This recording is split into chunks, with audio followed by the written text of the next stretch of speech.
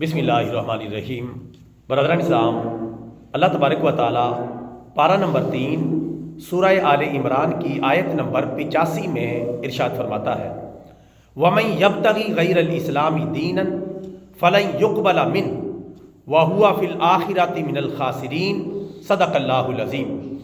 ترجمہ: اللہ تعالیٰ ارشاد فرماتا ہے، اور جو آدمی بھی اسلام کے علاوہ کوئی دوسرا دین اختیار کرے گا تو اس آدمی کی طرف سے وہ دین ہرگز قبول نہیں کیا جائے گا، اور وہ آدمی آخرت میں نقصان اٹھانے والوں میں سے ہوگا۔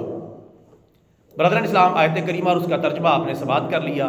اس آیت کریمہ میں اللہ تبارک و تعالیٰ نے واضح اور دو ٹوک پیغام دے دیا ہے کہ جو بندہ بھی اسلام کے علاوہ کوئی اور دین اختیار کرے گا، کوئی اور دین تلاش کرے گا، تو اس کا وہ دین اس کی طرف سے ہرگز تاکید کے ساتھ فرمایا قبول نہیں کیا جائے گا، بلکہ وہ آخرت میں نقصان اٹھانے والوں میں سے، خسارہ اٹھانے والوں میں سے ہو جائے گا۔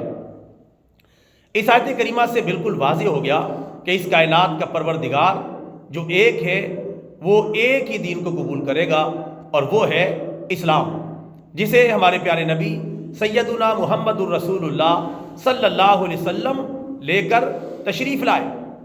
یہ وہ دین ہے، عظیم الشان دین، جس کے بارے میں اللہ تبارک و تعالیٰ نے واضح پیغام دے دیا ہے کہ دین اللہ تعالیٰ کے نزدیک صرف اور صرف اسلام ہے۔ اسلام کے علاوہ کوئی دین بھی قابل قبول نہیں ہے۔ پیارے نبی صلی اللہ علیہ وسلم کی آمد کے بعد اب کوئی دین قابل قبول نہیں۔ اب ہدایت کا راستہ، نجات کا راستہ، مغفرت کا راستہ، جنت کا راستہ، اللہ کا راستہ، یہ صرف اور صرف اسلام کا راستہ ہے۔ پوری دنیا کے ادیان کو ماننے والوں پر اور مذاہب کے ماننے والوں پر اب لازم ہے کہ وہ اسلام کا کلمہ پڑھیں، لا الہ الا اللہ محمد الرسول اللہ پڑھیں، اور دنیا و آخرت کی کامیابی حاصل کریں۔ یہودی ہوں، چاہے عیسائی ہوں، ہندو ہوں، چاہے سکھ ہوں، بدھ مت ہوں یا جین مت ہوں، سیکولر طبقہ ہو یا زندیق طبقہ ہو، مشرکین کا طبقہ ہو، عام کفار کا طبقہ ہو، سب پر لازم ہے کہ وہ دین اسلام کو قبول کریں۔ اس کے علاوہ اب کوئی اور راستہ نہیں۔ اگر وہ اپنے دین کو پریکٹس کرتے رہیں گے جو کہ باطل ہے اور غلط ہے، تو اس کی بلا وجہ مشقت اٹھائیں گے، تکلیفیں اٹھائیں گے، آخرت میں کچھ بھی ملنے والا نہیں ہے، بلکہ اسلام کو چھوڑنے کی وجہ سے انہیں عظیم نقصان ہوگا، یعنی جہنم میں جانا پڑے گا، جنت سے ہمیشہ کے لیے محروم ہو جائیں گے۔ یہ ہے وہ نقصان جو اسلام کا کلمہ نہ پڑھنے والوں کو اٹھانا پڑے گا۔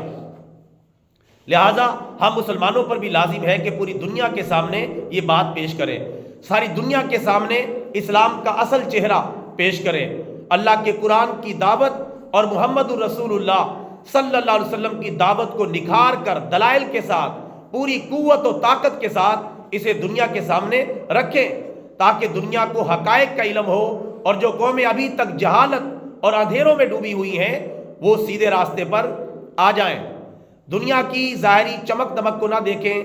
یہ چند روزہ کھیل اور تماشا ہے، ان قریب اللہ تبارک و تعالیٰ سب کچھ چھین لے گا، سوائے اسلام کے کسی کی بات نہیں سنی جائے گی۔ جیسا کہ اللہ تعالیٰ جو اس کائنات کا عظیم اور ایک پروردگار ہے، اس نے اپنی عظیم اور آخری کتاب میں سب کو وارننگ دے کے بتا دیا ہے کہ جو بھی اسلام کے علاوہ کوئی اور راستہ اختیار کرے گا تو اس کا وہ دین، وہ راستہ ہرگز قبول نہیں کیا جائے گا، بلکہ وہ آخرت میں نقصان اٹھانے والوں میں سے ہو جائے گا۔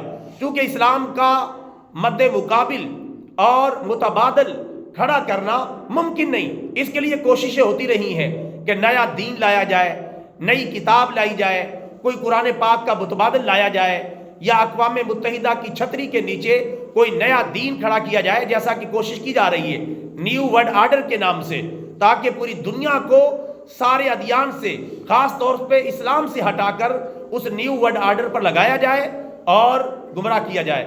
لیکن انشاءاللہ ایسی کوئی بھی کوشش کامیاب ہونے والی نہیں ہے۔ اسلام مٹنے کے لیے نہیں آیا، اسلام باطل قوتوں کو مٹانے کے لیے آیا ہے۔ اسلام مغلوب ہونے کے لیے نہیں آیا، بلکہ غالب ہونے کے لیے آیا ہے۔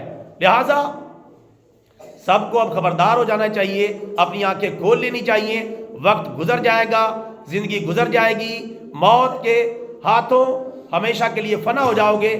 اس سے پہلے اسلام کو قبول کرو، دین کی دعوت کو قبول کرو، محمد الرسول اللہ صلی اللہ علیہ وسلم کے لائے ہوئے پیغام کو دل و جان سے قبول کرو، تاکہ دنیا و آخرت کی کامیابی حاصل ہو۔ اللہ تبارک و تعالی تمام غیر مسلموں کو اسلام کی طرف متوجہ فرمائے، اور جو خود مسلمان ہیں انہیں بے عملی سے بچا کر اپنے دین پر صحیح عمل کرنے کی توفیق عطا فرمائے۔ آمین ثم آمین، وما علینا الا البلاغ المبین۔